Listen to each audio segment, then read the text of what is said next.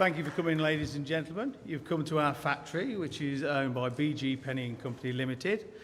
And we're great, we're very proud to be hosting the new Brexit party, the launch.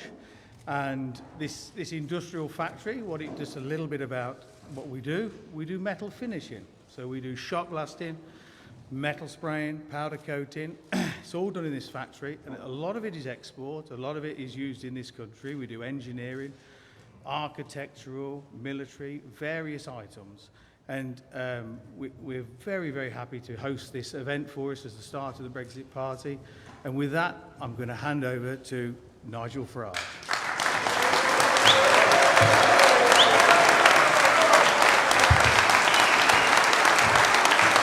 Thank you. Good morning. Good morning.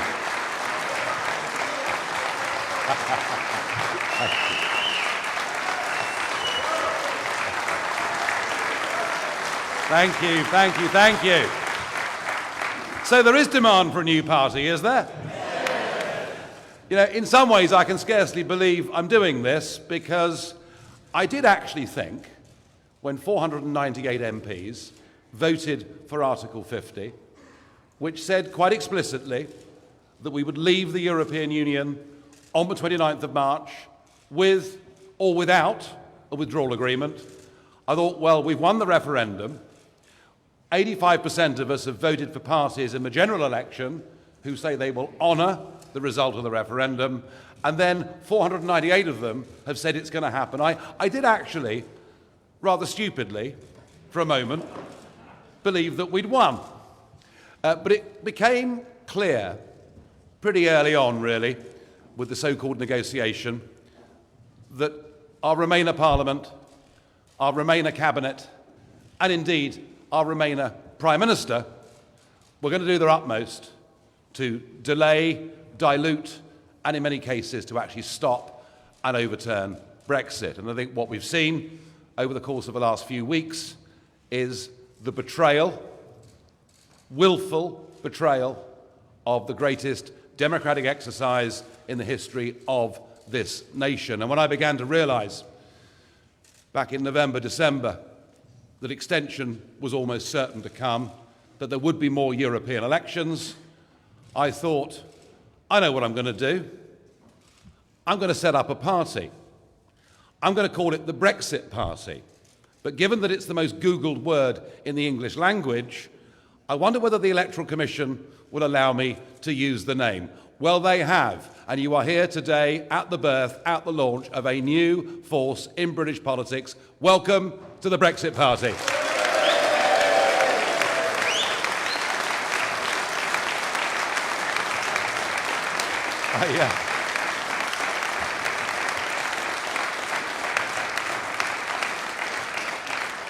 I haven't spent 25 years of my life fighting to raise the issue of why we should be an independent, normal, self-governing country that makes its own laws, has its own courts, controls its own borders. I haven't spent 25 years of my life doing that to simply roll over and to allow a career political class to betray that result without me fighting back. Well, the fight back begins here in Coventry today.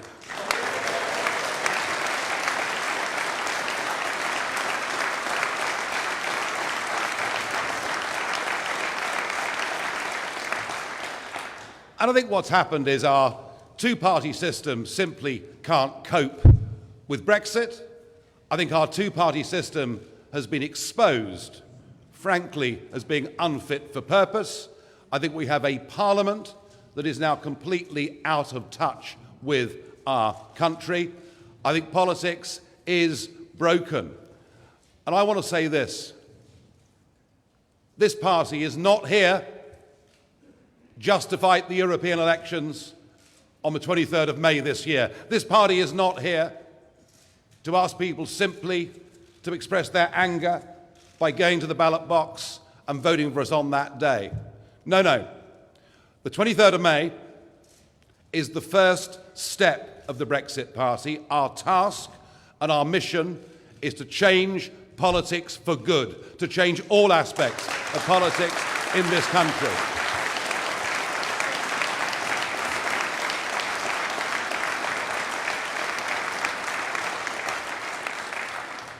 I did say that if I ever had to come back into the political fray, next time, it'd be no more Mr. Nice Guy. And I mean it. Yes, I'm angry about what's happened.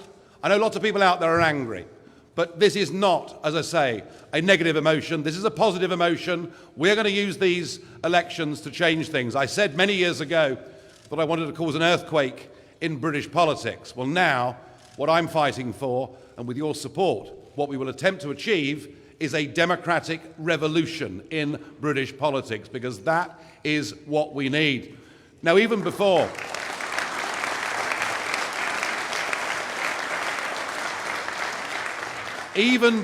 we've launched the party, one or two very interesting and exciting things have begun to happen. Just over 10 days ago, the website went live, and we said to people, if you want to sign up as registered supporters, if you want to donate money to the party, we're open for business. And I think it's pretty remarkable that in the first 10 days of operation, we've managed to raise over £750,000 from small donations from members of the public. I've never seen anything like that in my 25 years of campaigning.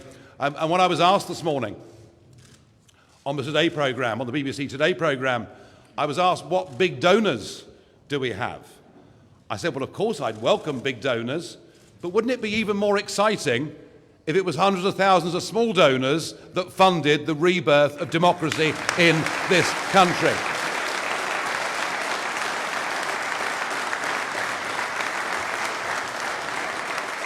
Because that is what it's about. It's about democracy. Our democratic decision is being willfully overturned. And this is coming in the country that has what was once called the mother of parliaments. And I can tell you that all over the world, our friends, and I do know one or two quite highly placed politicians in some other English-speaking countries of the world, and all over the world, people look on with incredulity because they still think that we're a great country. And the funny thing is that we, the people, still think that we're a great country. But our leaders are happy to continue down the path of managed decline. I genuinely believe right now, this nation, we are lions led by donkeys.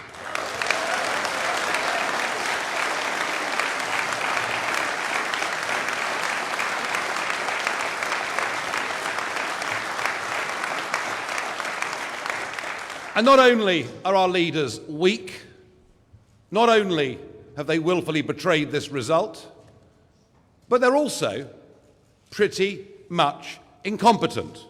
They're not actually very good at what they do. They're not very good at anything. Too many of them have been down the path of going straight from Oxford to become a researcher, to become a member of Parliament in their late 20s. They've got no experience of the real world. They are classic career politicians because to them, getting re-elected matters more than anything else. They're not in politics out of passion. They're not in politics out of a cause. And in many ways, you can understand why career politicians would embrace the European project. It's a wonderful safety net for anybody that fails in national politics. But they do look incompetent. And what I've been astonished by with the Brexit Party is the quality of people who've now decided enough's enough.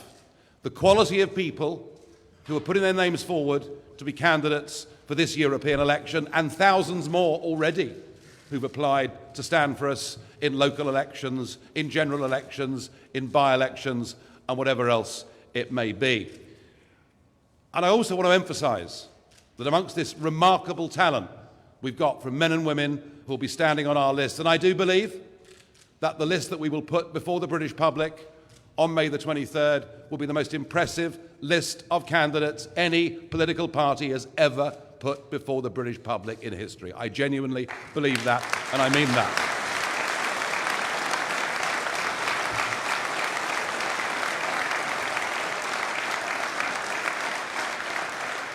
We have many people on these lists who do deals every day, who do deals every week.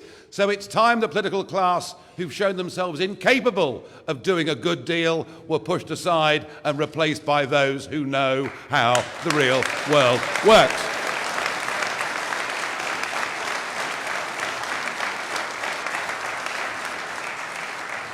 Of course, there'll be questions about broader issues of policy, and we'll come to that in time.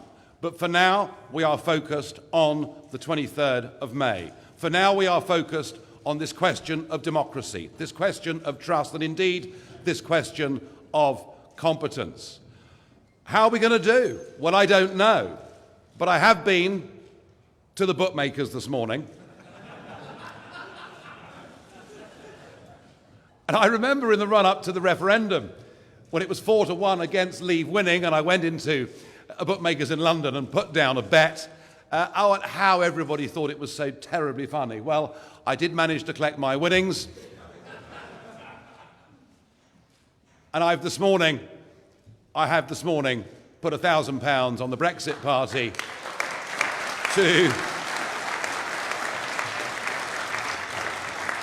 to top the poll in the European election at the odds of 3-1. Who's to say? I don't know. All I can say is this first step in our journey to change politics for the good, this first beginning of this fight back, all I can say is we are going to provide the British people with a decent, respectable, competent political vehicle that they can believe in and they can vote for. And after that, well, it's not up to us, is it? It's then up to the public in this country. I think we're going to set something exciting, a spark. It's going to happen over the course of the next few weeks. I do believe that we can win these European elections and that we can again start to put the fear of God into our members of Parliament in Westminster. They deserve nothing less than that after the way they've treated us over this betrayal.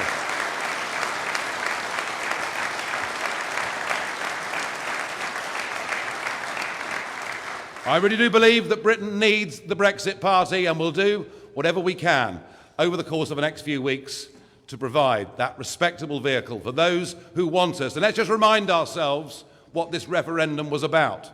It wasn't about some economic prognosis from the CBI that we might be worse off, or a view of many of the entrepreneurs that support us that we're going to be a lot better off. It wasn't about that. The referendum was a very simple choice.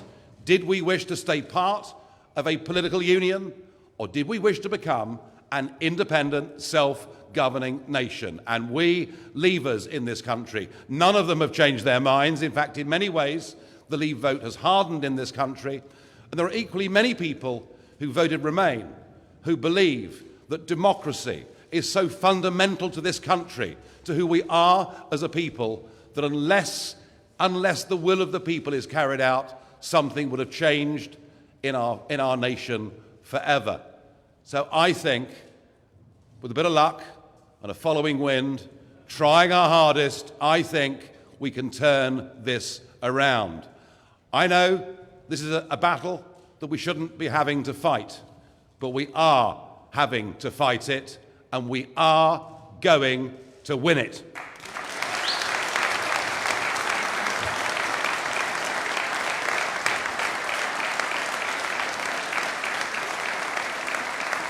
Thank you.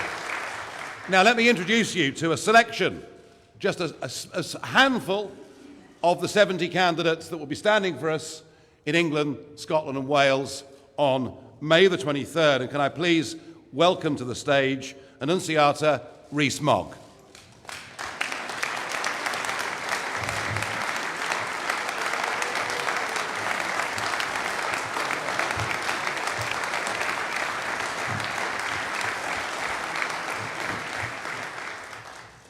Hello, as Nigel has said, my name is Annunziata Rees-Mogg, and I am here today in sadness. I am here in sadness that our democracy has been so betrayed that I feel the need to be here. For the last 8 years, I've been a full-time mother. I didn't think I would ever be back on the political scene. I wanted to avoid the negative comments that people throw all over the place and the violence that can come from putting your name above the parapet and standing for what you believe in.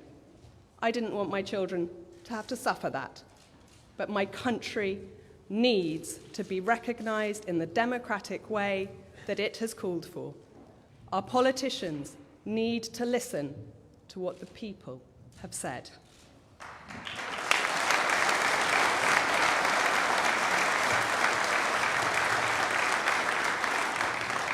I joined the Conservative Party in 1984.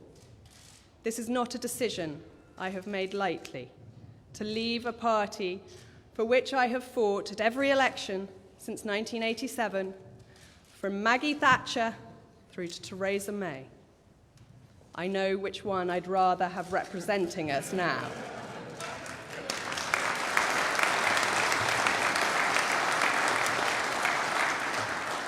Within the Conservative Party, there have been good times, but there have been quite bleak times where I wondered what our leaders were doing, and I had serious questions, but I stuck by them through thick and thin. But at the point at which our Prime Minister will not listen not only to her membership, but will not listen to the people of her country, 17.4 million of them, many of whom had never voted before, but believed in bringing back control, I can't sit by and let her do it. It is our fight, and we must fight to win.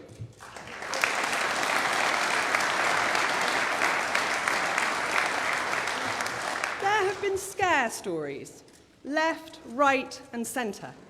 Oddly, we seem to have less to fear from WTO than the EU. It is them that should be trying to avoid it. When it comes to tariffs, the majority of the world operates on WTO, and it is the world that is growing as Europe and the European Union economies stagnate. We should be looking further afield.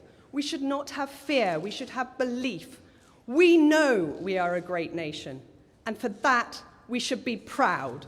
We should stand up, we should fight for our futures, for our children's futures, but most importantly, we should trust the people.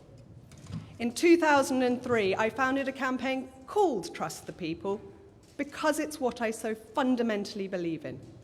We've got to rescue our democracy. We have got to show that the people of this country have a say in how we are run, that the politicians are not our masters, they are to do our bidding. We must fight back not only of control from the European Union, but fight back for control of our own democracy. The stakes are that high.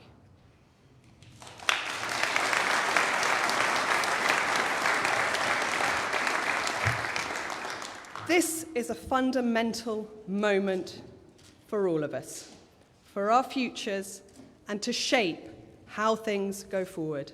I cannot put up with the despondency on the streets. I cannot bear to see the anger amongst the people this country's elected members have ignored. We must fight their fight. We must win the fight. And we must leave for a greater future and better politics. Thank you.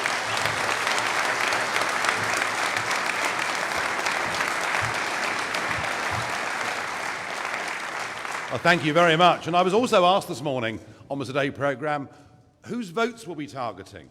Were we targeting Tory votes? Were we targeting Labour votes? And the truth of it is, we're targeting the millions of people out there who voted Conservative and who voted Leave. We're targeting millions of people who in previous times voted UKIP and voted Leave. And we're not going to forget for 1 minute the 5 million people out there who voted to leave and who also voted Labour. Very, very important we get that message out there. Very important indeed.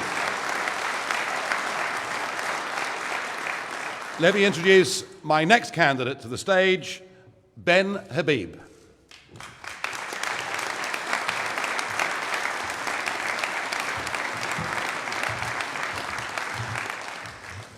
Well, thank you, Malcolm, for welcoming us to your industrial facilities in the heartlands of the manufacturing sector in Great Britain. I am delighted to be here. My name is Ben Habib. I'm founder and chief executive of a company called First Property Group. I've been very politically aware all my life. I've been a Tory voter and more recently a Tory donor. I've never been politically active. But the reason I have stood up today and joined the Brexit Party is essentially because of this document. I just want to remind you all about this document. It was a document that David Cameron circulated at a cost of £9.4 million in the run-up to the referendum. 23 pages long, 22 pages dedicated to all the fear that we must take on board if we were to leave the European Union. But two very critical points were made in this document. The first was, and I'll just read it to you, the government will implement what you decide. And secondly, that this is the vote of a generation. The government didn't proceed to deliver what we decided. The government proceeded, well, in David Cameron's case, he resigned virtually immediately. Theresa May made a couple of good speeches at the outset, which was very encouraging for people like me. And then she proceeded to slip slide to the awful position in which the United Kingdom now finds itself. I do deals for a living. That's precisely what I do. And the last thing I will ever do is take no deal off the table. It's absolutely bonkers.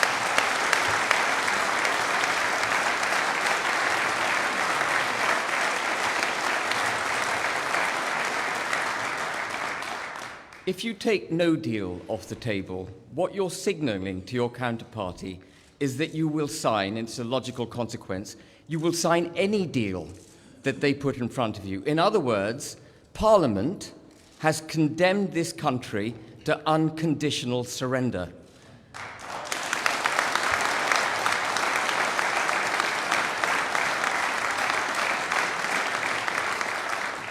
I have a 1-minute warning, so I've got to be brief. But I want to talk very briefly about the economy. The whole Remain argument centres on the economy. Every day in the run-up to the referendum, we heard about what a disaster it would be if you voted to leave. Well, that disaster didn't happen. Every day now, we hear about what a disaster it would be if we were to leave without a no deal. I heard the Chancellor on Sophie Ridge the other day saying that it would be catastrophic if we left without a deal. He's our flipping Chancellor. He shouldn't allow the country to get to a position where it could be catastrophically bad for us.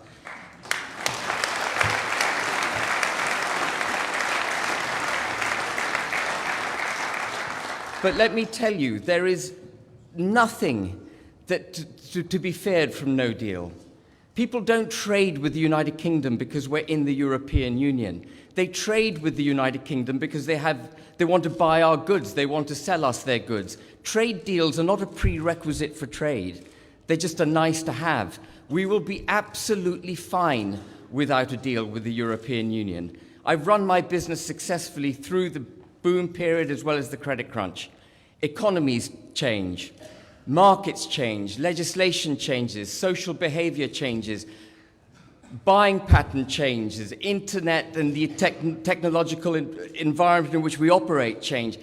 Businesses are subject to change all the time. If we think the imposition of a small number of tariffs is going to knock Great Britain off its legs, then we've lost the plot. And I'm out of time. That's all I have to say. Thank you.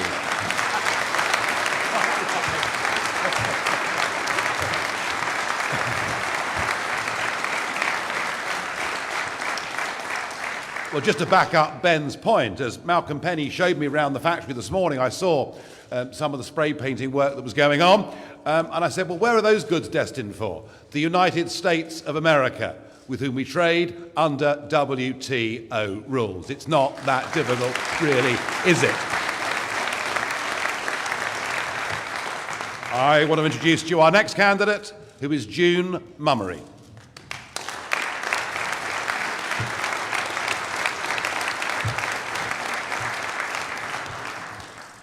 Good morning, ladies and gentlemen.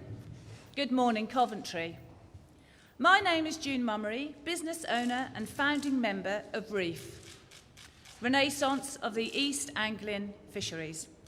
I represent fishermen from King's Lynn all the way down to the Thames estuary. I have been fighting continuously for the past 2.5 years to secure a brighter future for our coastal communities post-Brexit, which have been left behind by governments past and present. I want to ensure this changes. Brexit is a golden opportunity to rejuvenate our fishing industry, realise our vast potential to become as successful as Norway, Faroe and Iceland. We have a vision and a sustainable plan to make our coastal towns prosper once again. We must take back full control of our precious ocean and the fish within it. There are billions of pounds worth of fish to be caught and processed in our country, creating jobs and wealth. One job at sea produces 8 jobs on land. The UK fishing industry could be worth a staggering 1.6 billion catch value and 6.3 billion net to plate value. I have lobbied hard towards the banning of electric pulse fishing, exercised by the Dutch fishing fleet in community waters. This barbaric, unethical method of fishing kills the biodiversity that makes up the very ecology of our sea. Our campaign has been a success. Pulse fishing is to be banned in the sea. Our campaign has been absolutely wonderful. Our campaign has been a very big success. Pulse fishing is banned in our European waters. This is first-hand evidence of what passionate UK citizens can achieve when we work together.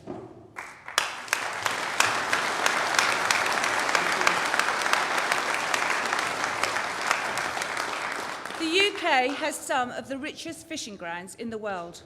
We are tired of watching the Dutch, French and other EU countries plunder our natural resource. We wear the crown and we are throwing the diamonds, emeralds and rubies away.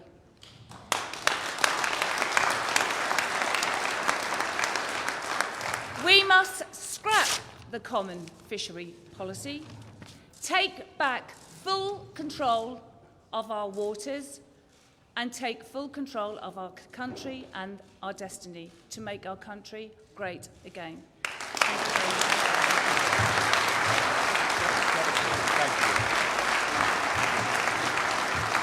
June, thank you. And our next candidate is Elke Segal Cuthbert.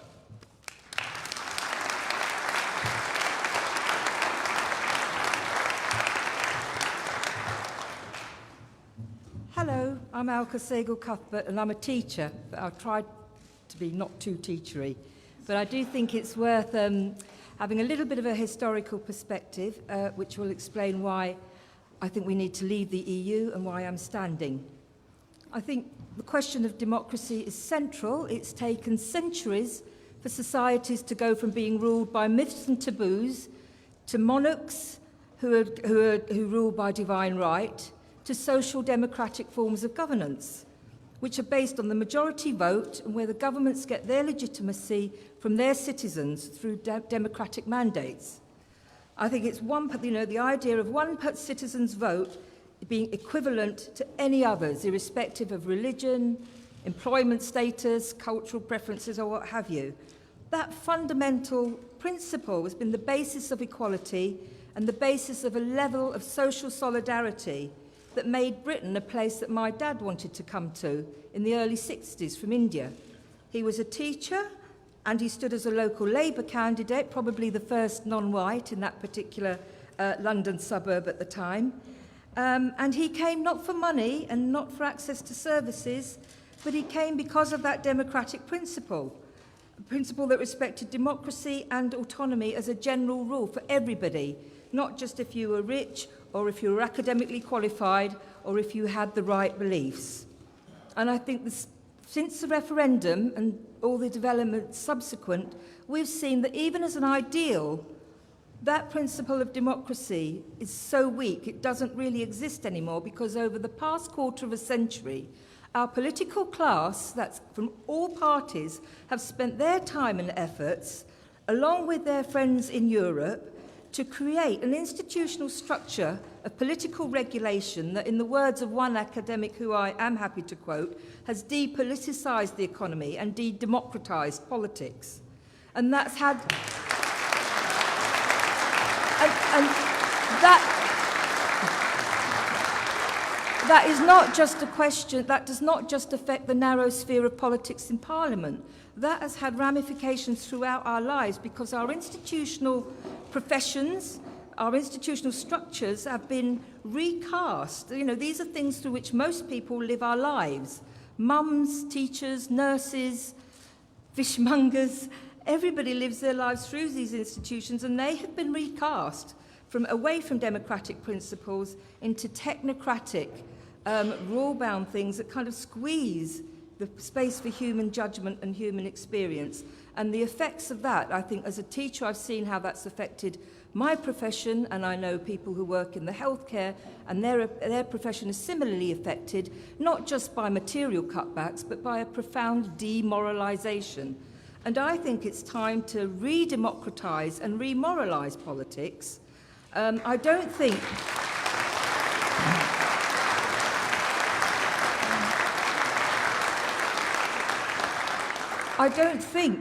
parties who are committed to technocratic forms of governments can do it. I don't think academics can do it, even if they're from Harvard or Cambridge, where I studied. I think it can only be done through the widest public engagement. The process has been started already, not by Nigel, powerful as he is and charismatic as he may be to some, but it's actually been done by everybody, and I mean everybody who voted in the referendum, whether it was Remain or Leave, right? And so this isn't just about that anymore, it's about respecting that democratic vote.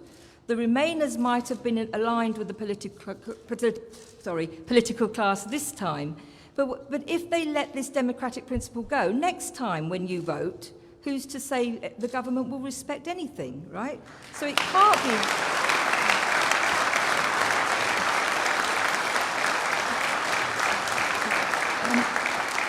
It can't be done by them. It's got to be done, as the taxi drivers in Luton are discovering, as they're struggling to maintain their living standards. It can only be done by ourselves, not ourselves as frightened, isolated individuals, fearful for our reputations, but we've got to understand ourselves as citizens who are equal. We're able to argue, we're able to find points of consensus, as well as realise through arguing what is non-negotiable, and through that process, through that messy human political process, arrive at consensus decisions, which we did in that referendum.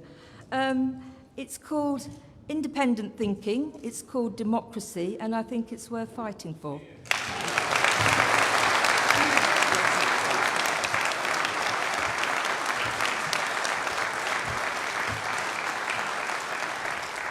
Alka, thank you. Well, they're just 4 of the candidates that will be standing for us on the 23rd of May. I hope you agree with me. We've got some very, very capable and able people that are going to be running for this party. People actually of quality that our voters can go out and vote for. And I think they're all terrific. But there's one more I must introduce you to, our final speaker of the morning, who also is going to be standing in the European elections on our list and takes over from this moment as party chairman, which means I've got far less to do. So I'm delighted. Please welcome Richard Tice.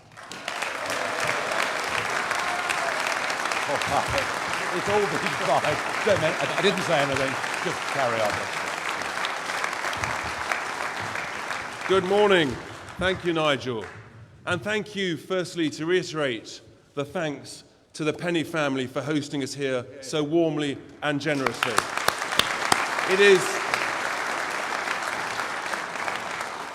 It is wonderful to be amongst a long-standing family business, the sort of business that actually is the bedrock of the UK economy and of which we should be incredibly proud.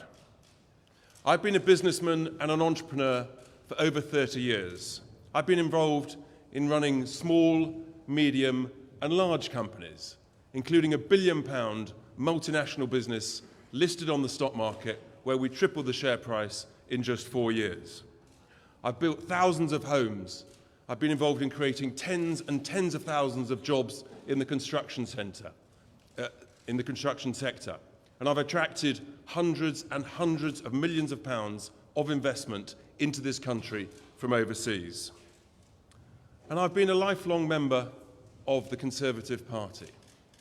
But like many, I've concluded that, frankly, enough is enough.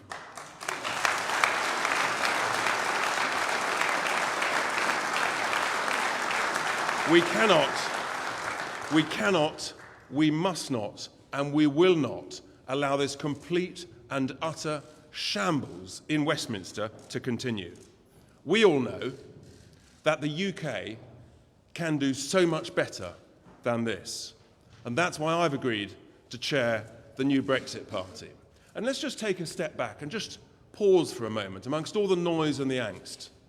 Let's just remember, let's celebrate the fact that we are an incredibly proud, strong, confident, amazing country. Let's just celebrate that.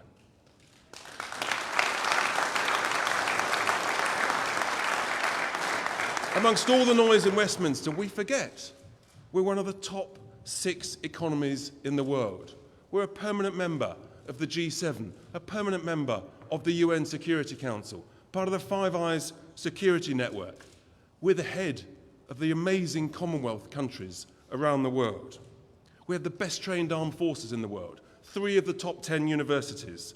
London is the greatest capital city in the world with one of the leading financial centres. These are huge achievements to celebrate. We also, of course, have the greatest football league in the world. And despite all the noise again, people forget. In 2018, thanks to Brexit, this great economy of ours outperformed Germany, France, Italy. We're employing record numbers of people. Unemployment is at record lows. And thanks to Brexit, wages are increasing faster than inflation. So we have so much to be optimistic about. And yet our current crop of politicians seem to be pessimistic. We are poised to go from strength to strength. But that, ladies and gentlemen, requires confident, bold, optimistic leadership.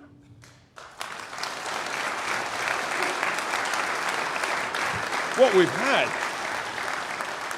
and instead of that, we've seen an utter, total humiliation on the international stage. The absurd sight of our Prime Minister writing not 1, but 2 begging letters to overseas leaders in the space of a fortnight. You literally couldn't make it up if you were writing a fiction book. We have an incompetent government, incapable negotiating teams, and politicians who say and write one thing in a manifesto and then conspire amongst themselves to do dodgy, dirty, backroom deals in Westminster. Many politicians seem happy to sell our country, this great nation, down the river by tying us, strapping us into a straitjacket with this woeful withdrawal agreement. It is truly the worst deal in history, and yet they recommend that we sign it. And not only would this straitjacket have a padlock, but the key to that padlock would be given to bureaucrats in Brussels. You really couldn't make it up. And the other people that have been found out in this process are the civil service. They're not up to the job. And only this morning we learn that yesterday, politicians and the civil service seem to think that it's a good idea to stop no-deal preparations. You couldn't make it up, ladies and gentlemen. They should be ramping it up. They should be using this time to make sure that all the T's are crossed, all the I's are dotted, so that not only are we ready, but actually we're going to leave on a WTO Brexit, because that is the way that we maximise our negotiating leverage. That's the way to get the best deal for this country, not to stop no-deal preparations. As Ben said earlier, that is an appalling business negotiating tactic. And as we sit here or stand here today, it's unbelievable that in this country, the mother of all democracies, the very essence of trust in democracy, is being destroyed. And it's utterly tragic when thousands, hundreds of thousands of people who never voted before, they showed that confidence in the referendum, and now they're questioning, saying, why would we ever bother to vote again? Enough is enough. That's why, ladies and gentlemen, we must fight back. That's why, ladies and gentlemen, we must change politics for good in this country. Because we all know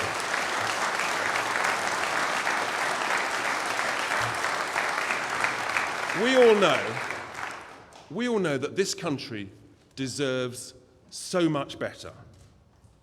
That's why the Brexit Party is going to do things differently.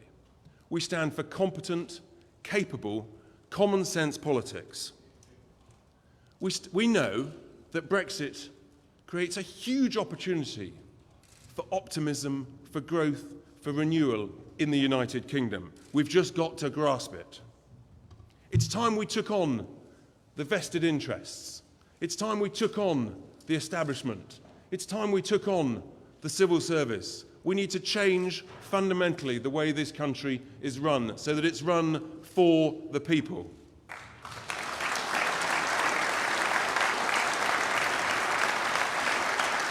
Never again, ladies and gentlemen, should we ever allow ourselves to be humiliated in this way. But if we carry on under this current leadership, we know what will happen. We'll be here on the 31st of October, Halloween night, and we'll be writing another begging letter. It must stop. So that's why we are so proud of the incredible quality of hundreds and hundreds of applicants to stand as candidates for this new party. And it's great to see the first 4 that we announced today. And as we announce the remaining candidates over the next couple of weeks, you will see specialist skills, real knowledge, great experience, success from entrepreneurs, from academics, from doctors, from people from the military. That's the sort of quality that we need to bring into politics to make this difference. And not only did hundreds and hundreds of people apply to be candidates, but it is deeply humbling that thousands and thousands and thousands of people across the country have online made donations to help start this new movement, this new party. That is deeply humbling for those of us that are leading it. And it's also extraordinary, the number of activists and volunteers and local associations of other political parties who've been phoning up saying, can we help? Can we get involved? What do we need to do? We're with you. Just tell us when. Something is changing. There is a huge movement, ladies and gentlemen. This is a time to change politics for good in this country.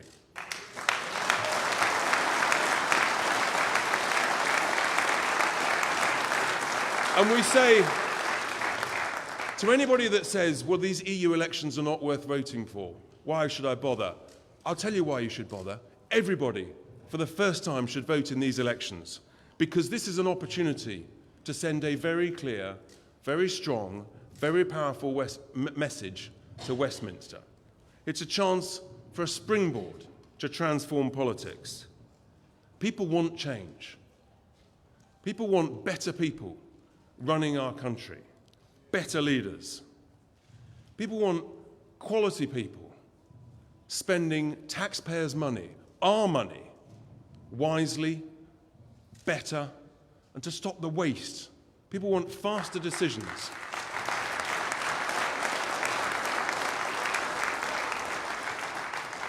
In the world of business, we have a can-do, make things happen sort of approach. And that's what we need for the people running this country.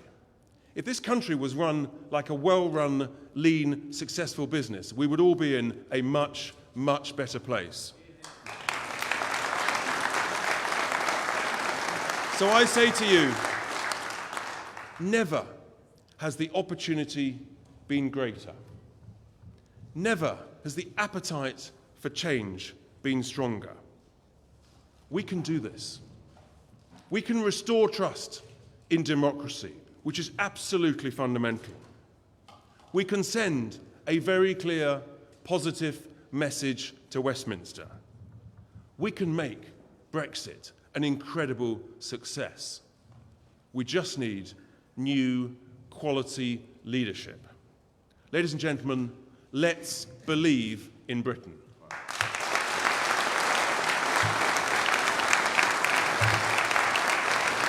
So, I'm going to do the questions, yeah. So, that's enough from me. I may have gone on a little bit. We're passionate about this stuff. And I'm sure also that no doubt members of the press and anybody are passionate to ask some questions. So who would like to kick off? Hi. I'd like to ask Nigel this question. Back in 2010, there was a phrase, "We believe in Nick." The millennials paid for the mistrust in that individual. What I see here...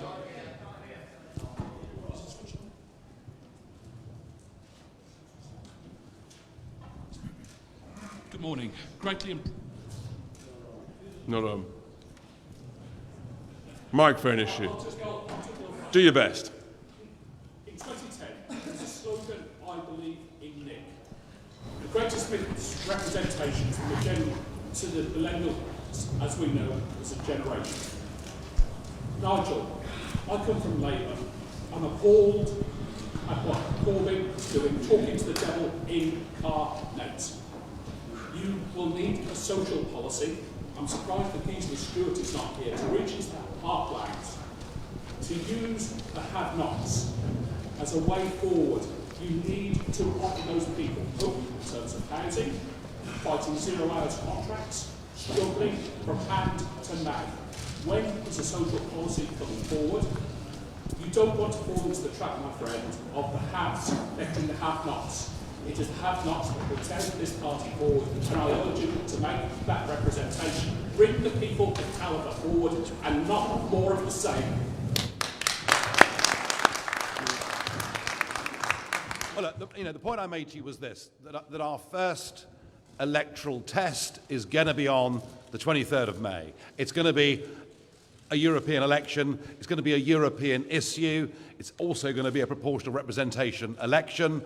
And we're going to fight those European elections on democracy, on trust, and on competence, all right? And I promise you, we will put out the beginnings of a broader manifesto thereafter.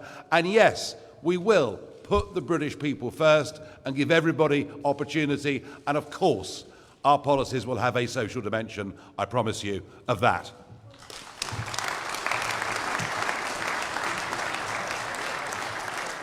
Yes, there we go. Just, Grace, have you got someone just there, did you say? Hi there, Josh Halliday from The Guardian.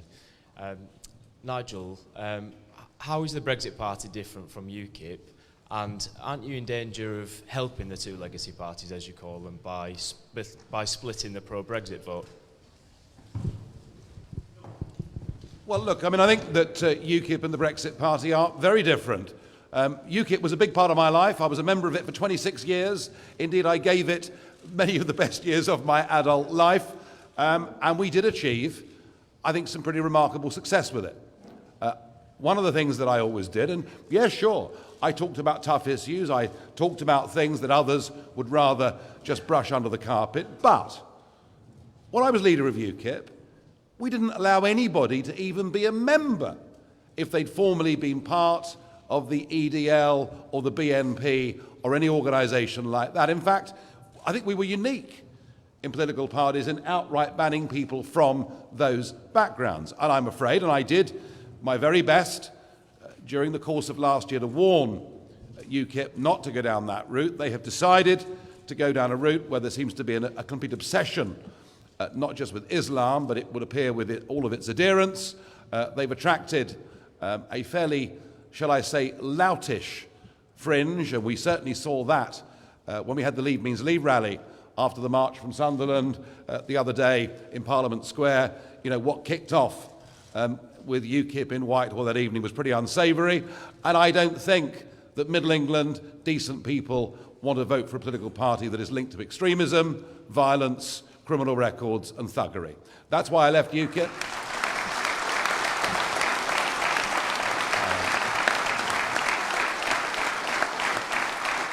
That is why I left UKIP, but it was a difficult thing for me to do. It really was. However, I now look back at it and think, well, maybe UKIP served its purpose. Maybe it did what it was set up to do. It did precipitate that referendum. But the Brexit Party is not here just to talk about the European issue. The Brexit Party, and you know, the very word Brexit is no longer just about leaving the European Union. The word Brexit represents a state of mind. The word Brexit represents the great battle of our day, and that battle is the people versus the politicians. That is what Brexit means, and this party is not just about going out with the intention of winning those European elections. It's not just about making sure that that referendum is delivered on. We are about fundamentally changing politics in this country.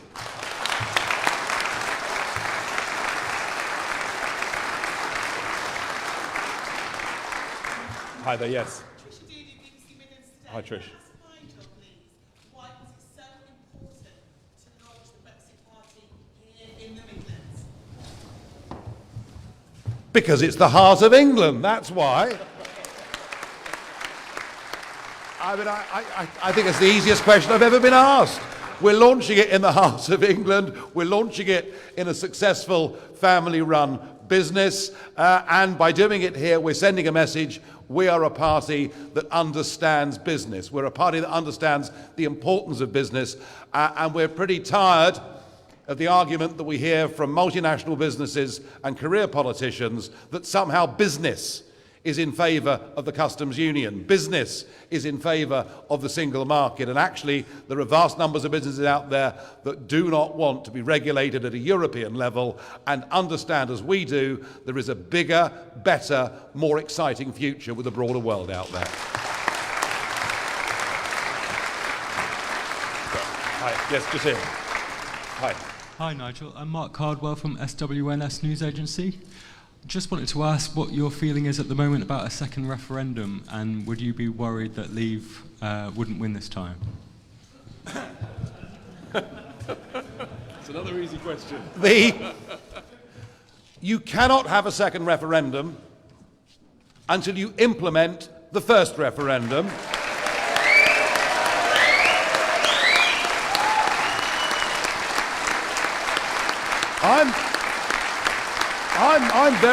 I'm very comfortable. No. I'm very happy with the second referendum. We had one in 1975, and then we had one in 2016. And all right, the world moves a bit faster these days. Give it 20 years, have another referendum, and that's fine. If, however, we're forced into having a second referendum, I think the first thing to say is that the question has to be the right question. You know, the idea that it would be Mrs. May's treaty against the existing European treaties would be an outrage, and if that was put to us, what I did say actually, that I'd spend the day down the pub, but I'm a somewhat reformed character now, so what I would do is go and spoil my ballot paper. We have to have a proper question if there is to be a second referendum, and I will say this to you, and it's very interesting how large sections of our commentariat and our media are completely ignoring what has happened in the last 5 weeks in this country, which is a dramatic shift in the opinion polls, a dramatic shift towards leaving on WTO terms. Now every single region of England and Wales, with the exception of London, now has majorities, big majorities. In the case of the Midlands, it's a 16% majority of people here who want to leave with no deal as opposed to remaining. So I think we'd win anyway. Hi. Hi, I'm from the Commentary Observer. You issued a specific appeal to attract business people, people who do deals, entrepreneurs, and to avoid politicians. You're in the traditional industrial heartland, as you've said. And we hear very often from chambers of commerce in the region, from prominent business people, that there is a direct threat to thousands of jobs in this region and market uncertainty caused by Brexit. What does this party say to those people who are seriously worried about whether they will have a job next year? I mean, your point about market uncertainty is a well-made point. Absolutely. The longer this drags on, the more this Prime Minister kicks the can down the road, the more market uncertainty there is. I mean, every business has to deal with changing conditions.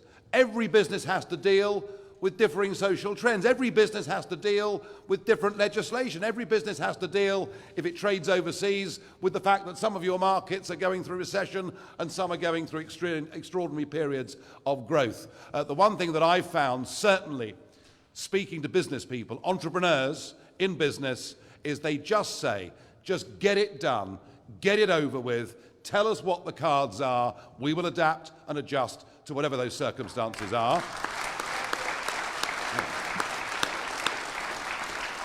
And as for the jobs point, well, you know, we were told by George Osborne, remember him, that if we voted leave, he would have to hold an emergency budget. That if we voted leave, 500,000 jobs would go immediately. The financial sector would lose 300,000 jobs very, very quickly. I mean, he didn't quite tell us that plagues of black locusts would descend upon our land, but it wasn't very far away. And has been said from this platform already, the one area of the British economy that is suffering is investment. And that is because of the continuing uncertainty and not knowing what resolution there is. But by every measure, he was wrong. And you know, the same people who talked to me about the fact jobs could be lost are the same people who told me if we didn't join the euro, it would be a catastrophe. The same people who told me the exchange rate mechanism would be good for our country and it would be a disaster. So you do tend to find that there are two business voices. There is a corporate voice, generally coming from very big companies who want to keep things exactly as they are.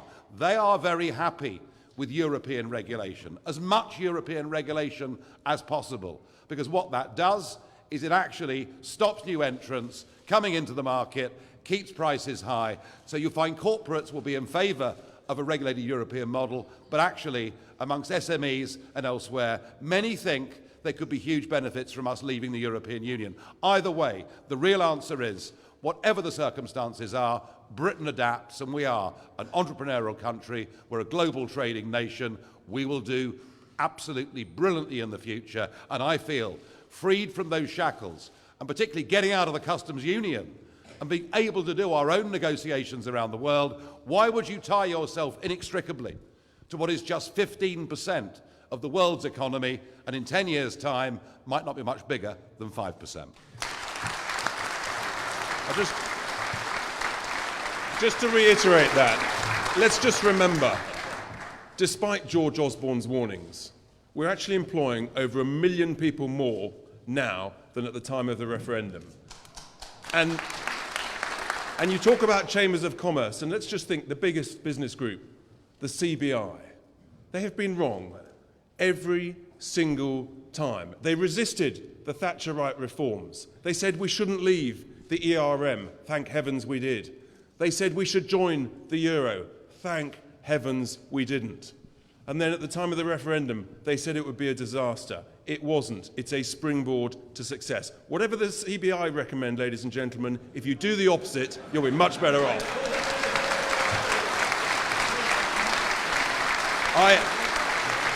And it is, they can't even tell the truth about the size of their own membership. Enough said. So, next question. Thanks very much. Alex Morales from Bloomberg News. Nigel Farage, I was wondering if you could say how much you think the European elections might be a proxy for a second referendum. And you said you put money on the Brexit party. How well do you rate the chances of the pro-Remain, pro-second referendum parties? Well, it's an interesting question because there are quite a lot. There was a question asked earlier about splitting the vote on the EU withdrawal side with UKIP, and I think I gave an argument as to why I think the glass ceiling on UKIP is now really quite low. That's my view. When it comes to pro-Remain parties, well, you've got the SNP, pro-Remain, the Greens, pro-Remain, Plaid, pro-Remain. You've got the Liberal Democrats, pro-Remain. You've got Chucker and his chums, pro-Remain. You've got the Labour Party, well, pretty much now pro-Remain, because they want us to stay part of the customs union and basically the single market too. And then you've got the Conservative Party, pass, no idea where they stand on anything. So it does seem to me that actually the split in the vote is going to be on the Remain side, it seems to me. Do I think? I don't know. I suppose if I had to have another bet, because I like betting, it's good fun, I would bet that Change UK will beat the Liberal Democrats quite comfortably. I think the Liberal Democrat brand looks pretty redundant at the moment. Will this referendum turn into a proxy for a second referendum is a really interesting question. The answer to that can only really be if we have a big turnout. You know, last time the turnout for the European elections was around about 36%. If we get a very big turnout, it could, but it depends a bit how many votes the Conservatives get, because the Conservatives, you know, it'll be tough to say whether they're a Leave party or a Remain party. So I don't think it really becomes a proxy for a second referendum, but I genuinely do think, even if the Remain parties did well, that doesn't really pose a great threat to the Labour Party on its current trajectory. Doesn't pose a great threat necessarily to the Conservative Party. But what I do know is, if the Brexit Party does very well, that poses a very big threat to both the Conservative and Labour parties and will shift the centre of gravity of this argument a little bit closer, back towards the people where it needs to be. Great. Question, please. Hi. Nigel, what's your message to Jacob Rees-Mogg and the ERG apart from join us?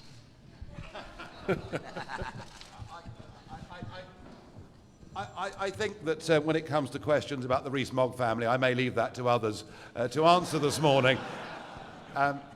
Look, I think just as we had the Maastricht rebels back 26, 27 years ago, you know, the ERG have fought, you know, a very effective rearguard, but in the end, what they've got to decide, you know, as conservative Eurosceptics, is the Conservative Party the solution to the problem, or is the Conservative Party the problem itself? And I decided back after Maastricht that it was the Conservative Party, and indeed the Labour Party too, that are the problem. And look, I think British politics needs to be realigned. I don't think these two parties, frankly, can cope with Brexit. I don't think the two-party system is fit for purpose. And look, I know it's very ambitious. I know it's very bold. But what we are trying to do is change politics for good, completely reshape the British political system. That is our ambition. And do you know what? We're going to try our damnedest.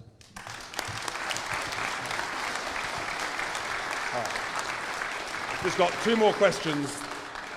Okay, thank you. Alex Thompson, Channel 4 News. Question for Nigel, remarkably. Nigel, a lot of understandable anger directed here this morning against Parliament, but Parliament is only a mirror image of a very divided nation or nations. That gives you a huge problem. As the referendum demonstrated in terms of who voted which way, surely that gives you a huge problem going into this election.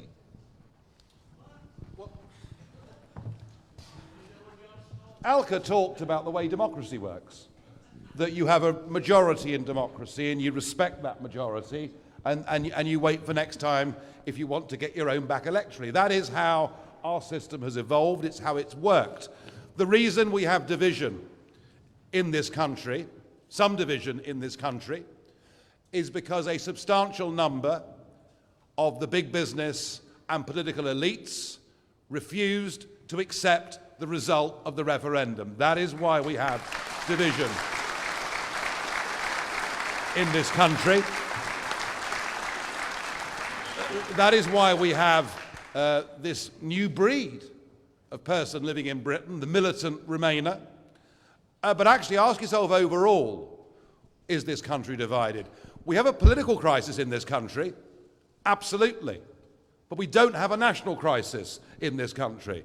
This is not the late 1970s, where it was both a political and a national crisis. In fact, and what this polling is showing, what this big shift in the last 5 weeks in the opinion polls is showing, is that in fact people are coming together and saying one very simple thing: just get on with it. Last question, ladies and gentlemen. Jennifer O'Connell from the Irish Times. Question for Nigel. Nigel, if you He's are popular, isn't he? if you are successful in making the case for leaving under WTO rules, how do you propose avoiding a hard border in Ireland and protecting peace on the island? Well, I don't know who's going to build this hard border. Because we're not going to build a hard border. The Taoiseach has said that the Republic of Ireland won't build a hard border. Mr. Barnier has said that the European Union isn't going to build a hard border. Whether Donald Trump's coming over, I'm not really sure. But it is fascinating that the European Parliament itself, back in early 2017, produced its own report, How to Deal with the Irish Border in the Event of a WTO Brexit. I thought it was fascinating. 3 weeks ago, when there was speculation about whether we would be leaving under WTO, very firm statements. Under WTO, both the Commission and Dublin saying there'd be no hard border. And yet, with the withdrawal treaty, there was the backstop. So look, this is all nonsense.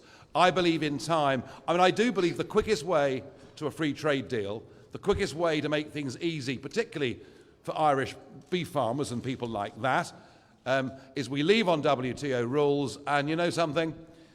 The European Union will come running down the street after us wanting a tariff-free deal. But that is how we get there.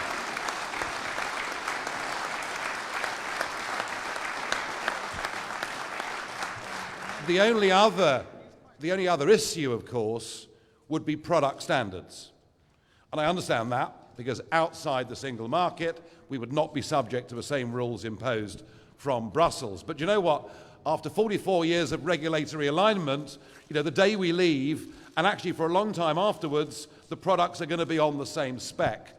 Because we're leaving the European Union, we are not in this country going to lower our standards to third world level. It simply isn't going to happen. And I think the Irish border, very cleverly, was put up by Monsieur Barnier to be this insoluble problem.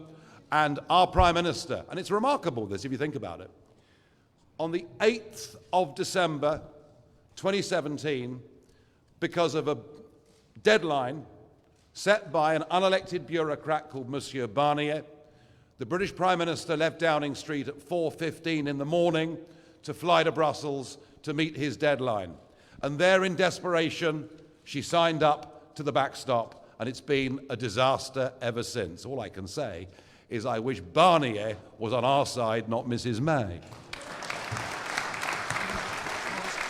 I'm just going to finish on this point. People underestimate the European Union's own expert. In his report on the border, said that existing technology could deal with the issue. And it's unbelievable. It's part of the problem that I referred to earlier, that our own politicians, our own civil service, didn't hold them to their word. Instead, they fell for it because actually it suited them. They wanted to create a problem because they want to keep the status quo. They don't want to improve things for the people. Ladies and gentlemen, that concludes our press conference and launch this morning. I just want to reiterate my thanks to the Penny family for hosting us, my thanks to all of you who've come to be with us this morning, my thanks to Nigel and the candidates, and please have a very safe trip home. Thank you very much.